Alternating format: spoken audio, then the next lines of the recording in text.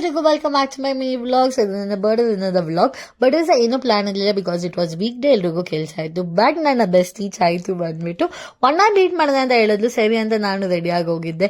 But madam ನನಗೆ surprise ಕೊಡೋದಕ್ಕೋಸ್ಕರ ಅವಳ ಕೆಲಸನೆಲ್ಲ ಬಿಟ್ಟು ಇಡೀ ದಿನ ನನ್ನ ಜೊತೆ ಸ್ಪೆಂಡ್ ಮಾಡಿದ್ಲು, which was so shocking. So ನಾವು ಲುಲು ಮಾಲ್ಗೆ ಹೋದ್ವಿ. ಲುಲು ಮಾಲ್ಗೆ ಹೋಗಿ ಫಂಕ್ಷನಲ್ಲೆಲ್ಲ ಗೇಮ್ಸ್ನ ಆಡಿದ್ವಿ.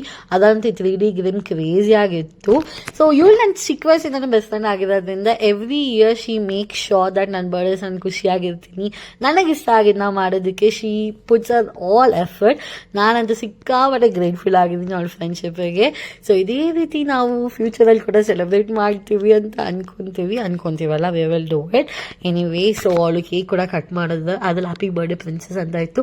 ಅವಳ ಕಾಂಟ್ಯಾಕ್ಟ್ ಕೂಡ ನನ್ನ ಪ್ರಿನ್ಸಸ್ ಅಂತಾನೆ ಸೇವ್ ಮಾಡಿದ್ರಲ್ಲ. ಎಲ್ಲಿ ಸಿಗ್ತಾರೆ ಹೇಳಿ ಗೈಸ್ ಈ ರೀತಿ ಫ್ರೆಂಡ್ಶಿಪ್ಪು.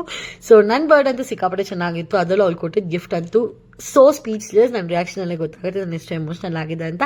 ಆ್ಯಂಡ್ ಮನೆಗೆ ಮಮ್ಮಿ ಕೆಲಸದಿಂದ ಡೋನಟ್ ತಂದಿದ್ದು. ಸೊ ಇದಾಗಿದೆ ನನ್ನ ಬರ್ಡೇ ವ್ಲಾಗ್.